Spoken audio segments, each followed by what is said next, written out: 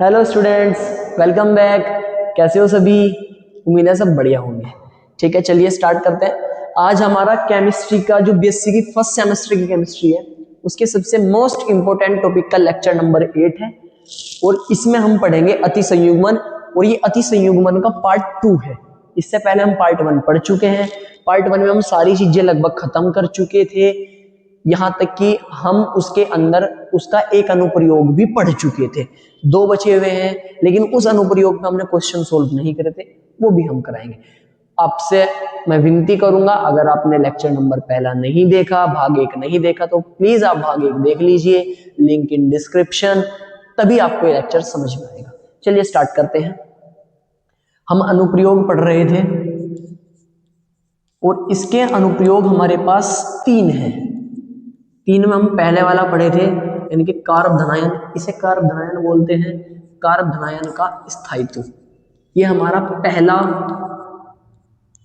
पहला अनुप्रयोग है कि इसका स्थायित्व हम कैसे सिद्ध करेंगे। ठीक है, कल मैंने आपको बता दिया था जो अति संयुग्मन होता है, यानी कि जो हाइपर कॉन्जुगेशन होता है, वो बड़ा होता है इंडक्टिव इफेक्ट से। ये कल मैं आपको बता चुका था। ठीक है, कहाँ पे हाइपर लगेगा, कहाँ पे इंडक्टिव लगेगा, ये भी मैं आपको कल बता चुका। चलिए बढ़ते हैं आगे। इसका स्थायित्व हमें पढ़ना है और मैंने आपको बताया था कि जो इसका स्थायित्व होता है, C+ का जो स्टेबिलिटी होती है, स्टेबिलिटी, स्थायित्व, स्टेबिलिटी मतलब स्थायित्व, स्टेबिलिटी ऑफ C+ मेरे पास अनुक्रमानुपाती होती है, डायरेक्टली प्रोपोर्शनल है किसके? Number of alpha hydrogen, number of alpha hydrogen. ये अनुक्रमानुपाती का साइन है, अल्फा का साइन है। ठीक है, यानी कि कारक धनायन का स्थायित्व उतना ही ज्यादा होगा जितने मेरे पास अल्फा कार्बन की संख्या होगी। ठीक है, बढ़िया। शर्तें मैं आपको बता चुका था कि हाइपर कॉन्जुगेशन की क्या है। जैसे मैं इसके पहले क्वेश्चन की एग्जांपल की बात करूं, मेरे पास पहला यौगिक है CH3 CH2 प्लस, और मेरे पास दूसरा यौगिक है CH2 Cl CH3 प्लस।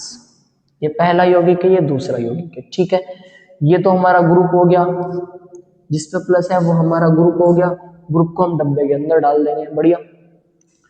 अब ग्रुप से जुड़ा हुआ कार्बन अल्फा कार्बन, ग्रुप से जुड़ा हुआ कार्बन अल्फा कार्बन, और अल्फा कार्बन पे लगे हुए hydrogen alpha hydrogen, alpha carbon पे लगे हुए हाइड्रोजन अल्फा हाइड्रोजन। लेकिन क्या इस पे हाइपर कॉन्जुगेशन लगेगा? पहले तो वो चेक करना पड़ेगा। जब मैंने चेक करा तो इस पे sp3 संकरण भी है, क्योंकि इस पे 4 सिग्मा बॉन्ड है, एक सिग्मा बॉन्ड ये रहा और 3 हाइड्रोजन लगे हुए हैं, तो sp3 संकरण भी है और इस पे तो हाइड्रोजन भी है, यानी कि दोनों की दोनों शर्तें हमारी फिल होगी। सेम इसमें एक सिग्मा बॉन्ड ये रहा, एक Cl वाला सिग्मा बॉन्ड, 2 हाइड्रोजन के सिग्मा बॉन्ड, 4 सिग्मा बॉन्ड है, यानी कि sp3 संकरण यहाँ पर भी है और हाइड्रोजन भी यहाँ पर है। इसमें भी दोनों शर्तें फिल हो रही, यानी कि दोनों में हम अति संयुग्मन लगा सकते हैं। इसमें total number of alpha H कितने हैं? इसमें 3 अल्फा हाइड्रोजन है। कितना अल्फा हाइड्रोजन है? 3 अल्फा हाइड्रोजन है। इसमें कितने अल्फा हाइड्रोजन है? इसमें 2 अल्फा हाइड्रोजन है। अब इन दोनों में अगर देखें तो कौन ज्यादा स्थायी हो जाएगा? पहले वाला। क्यों? क्योंकि जितने ज्यादा अल्फा H होंगे, जितने ज्यादा अल्फा H होंगे उसका स्थायित्व उतना ही ज्यादा होगा। तो यहाँ पे पहले वाला यौगिक ज्यादा स्थायी है दूसरे वाले यौगिक से। क्लियर? बहुत बढ़िया। ये सबसे आसान है, आपको सिर्फ नंबर ऑफ अल्फा H देखने हैं। चलिए, मैंने यहाँ पे 2 क्वेश्चन लिए हैं। ठीक है, क्वेश्चन नंबर 1 और क्वेश्चन नंबर 2 दोनों को सोल्व करते हैं। सबसे पहले तो चेक करेंगे क्या सभी में अति संयुग्मन लगेगा या नहीं। इसके पास हाइड्रोजन है, पहली शर्त फिल होगी। इसके पास 1 और 3 4 सिग्मा बॉन्ड है, एक सिग्मा बॉन्ड ये रहा और 3 हाइड्रोजन लगे हुए, 4 सिग्मा बॉन्ड है, मतलब sp3 संकरण है। इस पर हाइपर कॉन्जुगेशन लगेगा। इसमें भी सेम चीज है, हाइपर कॉन्जुगेशन लगेगा। इसमें भी हाइपर कॉन्जुगेशन लगेगा। क्या इसमें हाइपर कॉन्जुगेशन लगेगा? नहीं। क्यों? क्योंकि भाई इसमें हाइड्रोजन ही नहीं है, हाइड्रोजन ही नहीं है, कम से कम एक हाइड्रोजन होना चाहिए। इसमें तीनों Cl है, अल्फा वाले देखने हैं ना। ये ग्रुप हो गया, ये ग्रुप हो गया, ये ग्रुप हो गया, ये ग्रुप हो गया। ठीक है, ये ग्रुप। अब इससे जुड़े हुए कार्बन सब अल्फा कार्बन है। बढ़िया। इसमें हाइड्रोजन ही नहीं है। sp3 संकरण तो उस पे है कि भाई इसमें 4 सिग्मा बॉन्ड है, एक सिग्मा ये रहा, 3 Cl लगे हुए हैं, तो sp3 संकरण तो उसमें है, लेकिन अल्फा हाइड्रोजन नहीं है। ठीक है। तो फिर अगर यहाँ पे सर हाइपर कॉन्जुगेशन नहीं लगने को तो क्या लगेगा, अगर हाइपर नहीं लग रहा तो फिर आप इंडक्टिव लगाओगे कि यहाँ पे इंडक्टिव इफेक्ट लगा हुआ, और Cl कौन सा इफेक्ट लगाता है, माइनस आई लगाता है, ठीक है। यहाँ पे अगर मैं गिनूं टोटल, यहाँ पे हाइपर लगा हुआ है और कितने अल्फा कार्बन है, ग्रुप से जुड़ा हुआ कार्बन अल्फा कार्बन, ग्रुप से जुड़ा हुआ कार्बन अल्फा कार्बन, और इनसे जुड़े हुए हाइड्रोजन अल्फा हाइड्रोजन। तो 3 ये रहे और 3 ये रहे, टोटल पहले वाले में कितने अल्फा हाइड्रोजन है, 6 अल्फा हाइड्रोजन है। कितने अल्फा हाइड्रोजन है, 6 अल्फा हाइड्रोजन है, ठीक है। दूसरे वाले में 3 3 6 और 3 9, भाई ये भी इसी से जुड़ा हुआ, ये भी इसी से जुड़ा हुआ, ये भी इसी से डायरेक्ट जुड़े हुए हैं, देखो ग्रुप से। तो 3 ये रहे, 3 ये रहे, 3 ये रहे, टोटल कितने अल्फा एच हो गए, 9 अल्फा एच हो गए, 9 अल्फा एच हो गए। इस वाले तो इंडक्टिव लग रहा, इसमें कितने अल्फा हाइड्रोजन हो गए, 3 अल्फा हाइड्रोजन। कितने हो गए, 3 अल्फा हाइड्रोजन। अभी हमें इनके स्थायित्व का लिखना है। अब इंडक्टिव तो छोटा होता है, हाइपर बड़ा होता है, तो ये तो सबसे बेकार हो गया कि इंडक्टिव छोटा है भाई, ये तो सबसे बेकार हो गया, इसका स्थायित्व सबसे कम है फोर्थ वाले का। अब नंबर ऑफ अल्फा, जिस पर जितने ज्यादा अल्फा एच उसका स्थायित्व उतना ही ज्यादा, भाई सबसे ज्यादा अल्फा हाइड्रोजन तीसरे वाले पे है 9, तो तीसरे वाला सबसे बढ़िया, दूसरे के बाद पहले पे है 6, फिर पहला आ जाएगा और उसके बाद कौन आ जाएगा, दूसरे वाला, क्योंकि इस पे 3 है, तो क्रम ये हो जाएगा। सबसे बढ़िया 3 वाला, सबसे स्थायी है तीसरा, फिर है पहला, फिर है दूसरा और सबसे बेकार है चौथा, ठीक है। इसमें चेक करते हैं, क्या इसमें कार्बन पर sp3 संकरण है, भाई ये तो ग्रुप हो गया। क्या इस वाले अल्फा कार्बन पर sp3 संकरण है, नहीं।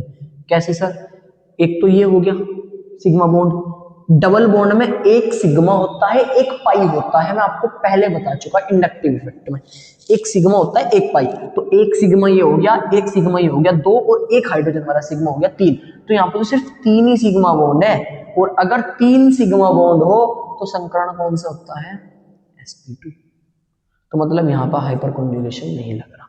बात करेंगे इसकी, ये वाला ग्रुप हो गया और ग्रुप से जुड़ा हुआ कार्बन अल्फा कार्बन, भाई यहाँ पे 4 सिग्मा बॉन्ड तो है, 4 सिग्मा बॉन्ड है, यानी कि sp3 संकरण तो है, लेकिन यहाँ पे हाइड्रोजन नहीं है, अल्फा हाइड्रोजन, ग्रुप से जुड़ा हुआ कार्बन अल्फा कार्बन और उसके पास अल्फा हाइड्रोजन ही नहीं है। भाई ये वाले नहीं देखने, बीटा वाले नहीं देखने, ये बीटा हाइड्रोजन है, बीटा वाले नहीं देखने, मैं अल्फा वाले जो ग्रुप से डायरेक्ट जुड़े हुए हैं, ठीक है, वो तो इसमें है ही नहीं। इसमें चूंकि हाइड्रोजन नहीं है तो इसमें भी हाइपर कॉन्जुगेशन नहीं लगेगा, ठीक है, इन दोनों में हाइपर कॉन्जुगेशन नहीं लग रहा। उम्मीद है पहले वाला समझ में आ गया होगा। सेम चीज आपको डबल बॉन्ड पे भी अप्लाई करनी है, फ्री रेडिकल भी अप्लाई करनी है। कैसे सर, देखो जरा, देखिए ऊपर मैंने मुक्त मूलक का एग्जाम्पल लिया हुआ है, लेकिन पहले मैं इसका स्थायित्व आपको समझा देता हूं कि स्थायित्व कैसा होगा। स्टेबिलिटी ऑफ सी डॉट, इसे मुक्त मूलक बोलते हैं, फ्री रेडिकल बोलते हैं। इसकी जो स्थायित्व होगा वो भी अनुक्रमानुपाती होगा नंबर ऑफ अल्फा हाइड्रोजन के, और जो एल्कीन है, स्टेबिलिटी ऑफ एल्कीन मतलब डबल बॉन्ड वाले, वो भी अनुक्रमानुपाती होगा नंबर ऑफ अल्फा एच के। दोनों का एक साथ लिख दिया मैंने। और तीसरे वाला जो था एल्केन, सॉरी कार्बोनायन, उसका भी सेम था, ठीक है। यानी कि जितने ज्यादा अल्फा एच होंगे उनका स्थायित्व उतना ही ज्यादा होगा। चलो सबसे पहले वाला ऊपर लेवल देखो फटाफट, ये ग्रुप है जिस पर रेडिकल लगा हुआ है, ग्रुप है जिस पर रेडिकल लगा हुआ है, ग्रुप है जिस पर रेडिकल लगा हुआ है, ग्रुप है जिस पर रेडिकल लगा हुआ है, ग्रुप है, ठीक है। अब ग्रुप से जुड़े हुए कार्बन अल्फा कार्बन, ग्रुप से जुड़े हुए कार्बन अल्फा कार्बन, ग्रुप से जुड़े हुए कार्बन अल्फा कार्बन। यहाँ पे तो हाइपर कॉन्जुगेशन लग ही नहीं रहा। अगर यहाँ पे हाइपर कॉन्जुगेशन नहीं लग रहा तो यहाँ पे इंडक्टिव आप लगा सकते हो, ठीक है। यानी कि तो सबसे बेकार हो गया, बढ़िया। अब इसमें आपने अभी काउंट करे थे 6 अल्फा हाइड्रोजन, इसमें 9 अल्फा हाइड्रोजन, इसमें 3 अल्फा हाइड्रोजन, और ये तो सबसे बेकार है। 9 अल्फा हाइड्रोजन वाला सबसे बढ़िया, तो जो इसका आंसर होगा वो ये होगा कि भैया तीसरे वाला सबसे बढ़िया है, तीसरे वाले के बाद है पहले वाला, इसके बाद है मेरे पास दूसरे वाला, और फिर आ जाता है मेरे पास चौथे वाला, फिर कौन आ जाता है मेरे पास, चौथे वाला, ठीक है। सेम क्रम होगा वही, सेम क्रम होगा वही, तीसरे वाला, दूसरे, पहले वाला, दूसरे वाला और फिर चौथे वाला, ठीक है। अब एक एग्जांपल ले लेते हैं हम एल्कीन का। भाई नंबर ऑफ अल्फा हाइड्रोजन गिनने हैं बस। देखो ये एल्कीन का एग्जांपल है, ठीक है। इसमें ग्रुप आपको उसे मान के चलना है जिन कार्बन के बीच में डबल बॉन्ड है, जिन कार्बन के बीच में डबल बॉन्ड है। अब ये भी ग्रुप हो गया, ये भी ग्रुप हो गया। इन दो कार्बन के बीच में डबल बॉन्ड तो ये ग्रुप, इन दो कार्बन के बीच में डबल बॉन्ड तो ये पूरा ग्रुप। और ग्रुप से जुड़े हुए कार्बन अल्फा कार्बन, ग्रुप से जुड़े हुए कार्बन अल्फा कार्बन, और अल्फा कार्बन के पास जो हाइड्रोजन है, अल्फा कार्बन के पास जो हाइड्रोजन है वो क्या हो गई, अल्फा हाइड्रोजन, ठीक है। इसके पास टोटल कितने अल्फा हाइड्रोजन हो गए, 3 अल्फा हाइड्रोजन। इसके पास कितने हो गए, 3 और 3 6, 6 अल्फा हाइड्रोजन, 6 अल्फा हाइड्रोजन। जिसके पास जितने ज्यादा अल्फा हाइड्रोजन उसका स्थायित्व उतना ही ज्यादा, जिसके पास जितने ज्यादा अल्फा हाइड्रोजन उसका स्थायित्व उतना ही ज्यादा, ठीक है। इसके पास 3 अल्फा हाइड्रोजन, इसके पास 6 अल्फा हाइड्रोजन, तो दूसरे वाला का स्थायित्व ज्यादा हो जाएगा पहले वाले से।